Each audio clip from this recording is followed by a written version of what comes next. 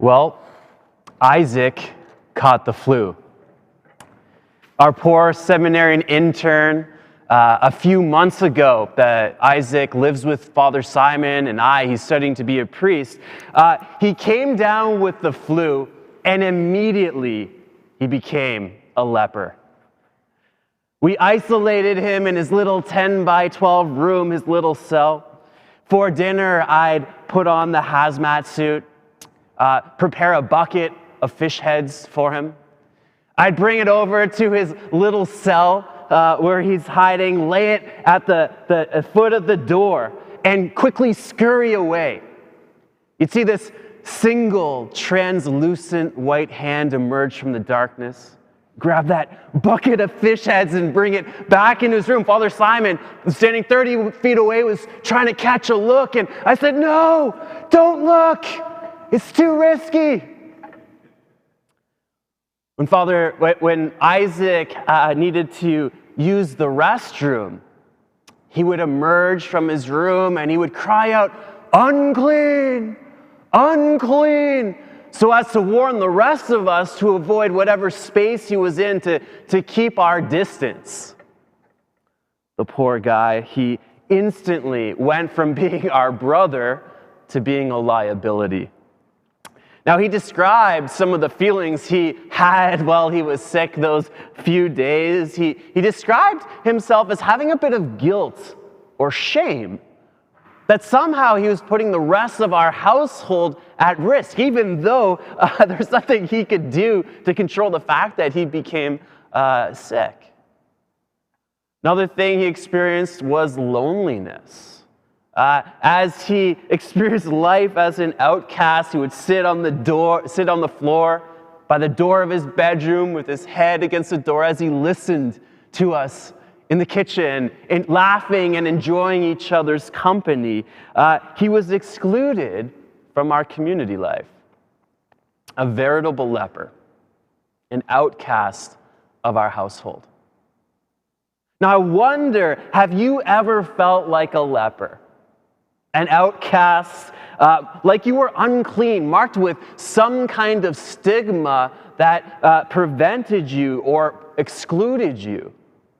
Now, maybe you were bullied in grade school or high school, made to feel like there was something wrong with you, like you didn't belong with all the other kids, or maybe you've experienced mental health challenges or illness, and it makes you feel like you're alone or different, like no one would be able to understand. Maybe you have shame, a shame for something that you've done in the past, something you've carried for years, something maybe you've tried to forget, and it makes you feel like you don't belong. Or maybe you've had some painful experiences of rejection. You were picked last for a sports team. You weren't invited to a birthday party. I remember one experience. I was in high school science class, and I was acting up a little bit back of the class. I know that's hard to believe. But I was acting up, and the teacher took it upon himself to punish me by ruthlessly making fun of me in front of the whole class. It was like one of those show up to class without pants on nightmare scenarios. All my peers were laughing at me, and I just felt so humiliated, I wanted to disappear. We have these experiences in life that often leave us feeling kind of humiliated or rejected, ashamed, broken, whether it's something we did or something that happened to us that we don't even have control over. Whatever it is, they often leave us wanting to withdraw and hide ourselves like some kind of leper. Now, leprosy at the time of Jesus was a terrible disease because there was no cure. And it always led to death. It was a death sentence. Now, highly contagious, it could spread very quickly, and so people had to be isolated very soon after it was discovered that they had leprosy, which is why the Old Testament law stipulated how to treat people with leprosy. They were to remain socially distant at all times from the rest of society and the community.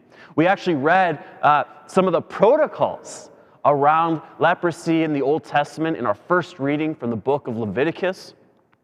And it goes like this: the person who has the leprous disease shall wear torn clothes and let the hair of his head be disheveled, and he shall cover his upper lip and cry out, unclean, unclean.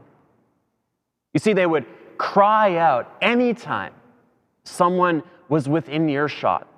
They would say, unclean, unclean, so that the person would know that they were getting close to somebody who had leprosy. See, if you got close to me, you could get sick and you would become unclean.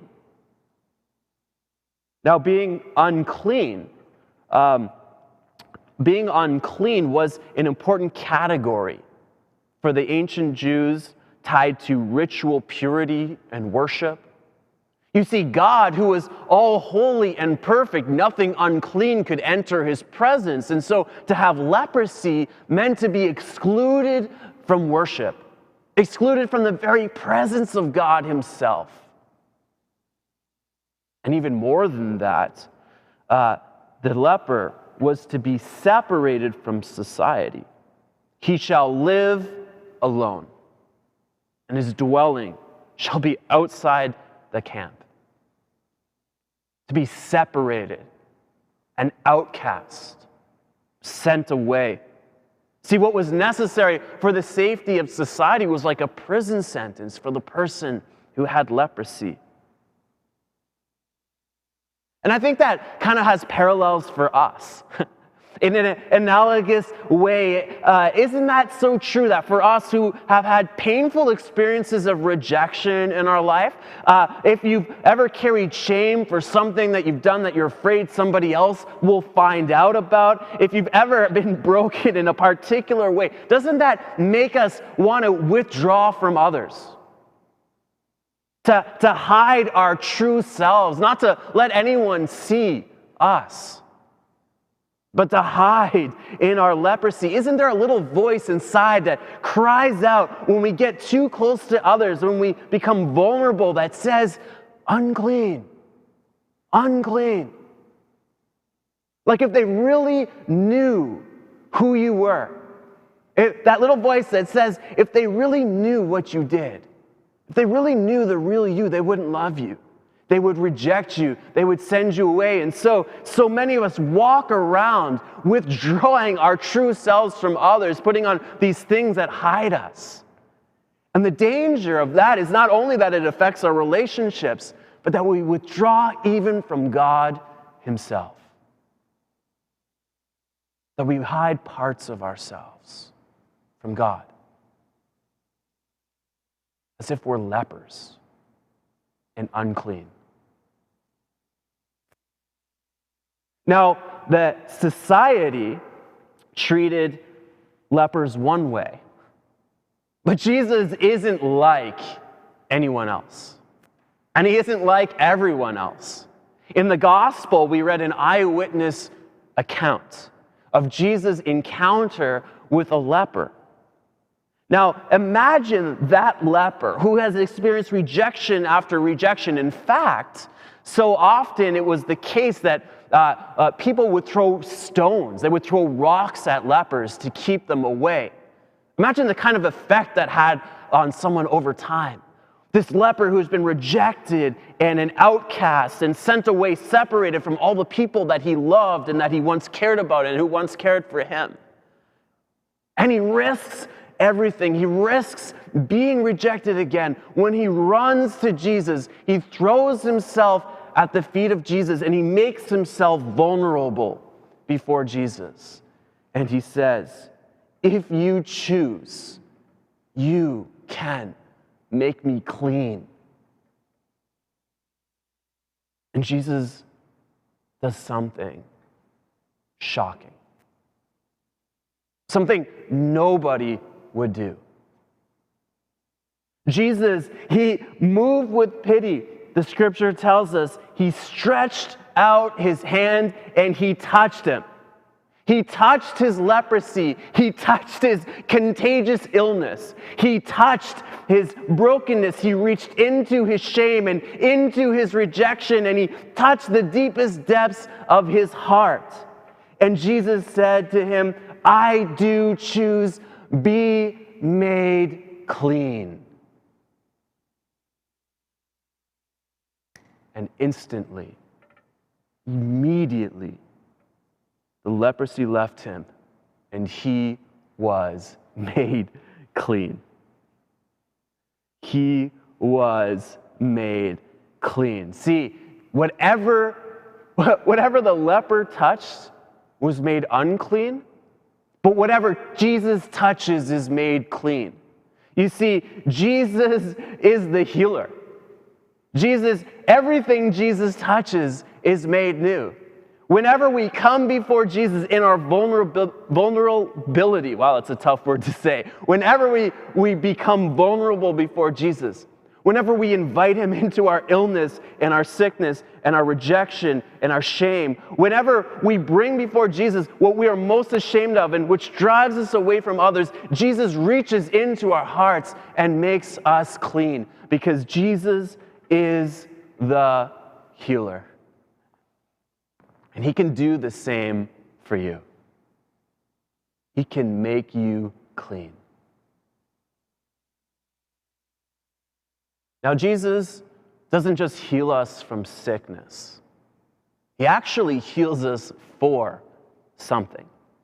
He doesn't just heal from, he heals for. He heals from our sickness, but he heals us for relationships. Like, just think about that leper who spent probably years of his life, maybe decades of his life, who knows, separated from the community, separated from his family, separated from his friends, isolated and alone. Suddenly, Jesus restored his health, but he's also restored to his community. He is restored from his health, but also restored to worship, restored to the temple, restored to the worship of God, restored to his friendships, restored to his family. Jesus doesn't just heal us from, he heals us for, because we were created for relationships. See, for the leper, being healed means you get your life back, because we were created for relationships with God and each other. And here at St. Benedict, that's one of the reasons why we created these things called life groups. And you've heard us talk about them before, and they're so critical. They're so important. Life groups are a place where we can come like the leper and be vulnerable with other people who are also broken like ourselves, where we can connect and grow and pray together. St. Benedict life groups are a place where we can experience the healing grace and the touch of Jesus in our lives, where we can be healed from and healed for. Now, what is a life group? A St. Benedict life group is a group of people who come together to connect, to grow, and to pray. They connect with each other, forming these deep, meaningful human relationships. They grow in their faith by studying the faith, by learning about the mysteries of our faith, and journeying the spiritual life together. And it's a place where we pray, where we build and form that first and fundamental relationship with God that we're called to. We want this kind of thing for everyone, that none of us have to be lepers and alone, but we can come together and live in a community of faith where we're known and loved. And this is more critical today than ever before. And I want to share just a little experience, a story, Lori McDonald's experience in life groups. So here she is. I belong to an all-female life group, and we like to call ourselves the Fellowship of the Feminine Genius. I think the genius in this group lies in the opportunity that we have to be in a space of trust-based vulnerability. We've grown together in strength through sharing our innermost weaknesses. And it's been a tremendous gift to grow alongside each one of them. I even like hanging out with them when it's not life group night. They're incredible human beings, and I've witnessed their hearts over and over again ministering to one another and ministering to me. They've helped me to see some of my blind spots, some of the ways that I could love others better, and in a way, they've helped me to see how Jesus sees me. There is no greater gift.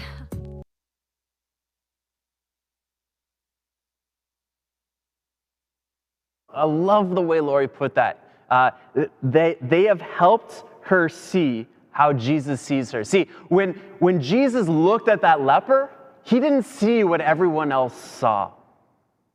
He saw a person created in the image and likeness of God. And he was able to reach into his life. And he does the same for us in a place where we can share our weaknesses with each other, be loved. Now, it's so easy to get started. You simply ask a few friends or family, maybe people you've lost touch with since COVID began. You've lost that connection. And you can sign up at stbenedict.ca. We provide everything you need to get started. We give you the content, we give you the questions, we give you the format. You just bring the people together. It's one night a week for 7 weeks at your convenience, at a time that works for you. And it's beginning March 8th. This is a perfect time to go deeper into Lent as we prepare ourselves after this weekend for Easter. Just try it for 7 weeks. If it doesn't work out, that's fine. No harm, no foul. And some of you, perhaps, were meeting in groups prior to COVID, but you've stopped and you've lost that connection. Well, here's a great opportunity to begin again. And I want to tell you something called the Harvard Study of Adult Development. It's a study done by Harvard that followed a group of men for over 80 years, hundreds and hundreds of men. It was a longitudinal study over 80 years, and it discovered something fascinating. Over this 80-year period, they found the number one factor that determined the level of happiness and health over the lifespan of those men. And this is what they found. They found that it wasn't the social class they were from. It wasn't the amount of money they made. It wasn't the level of fame that they attained to. It wasn't determined by their IQ. And it wasn't even determined by their genetic makeup. Not even their genes determined how healthy they were over that 80-year period, nor how happy. The number one determining factor in the lifelong happiness and health of these people was the depth and the quality of their relationships. Now, that's not surprising for us because that's what the church teaches, that we were created for relationships, first with God and then with others, and which is precisely why it was so devastating for the leper, because it destroyed their connection with the very thing that makes for a meaningful and fulfilling life. But it doesn't have to be that way for us. We don't have to live like lepers today. In a world that's increasingly disconnected and isolated, we see racism and division. We see condemnation and violence. We see isolation and separation. In a world where people are excluded and rejected. In a world where hugs are dangerous. We need healing and connection more than ever before.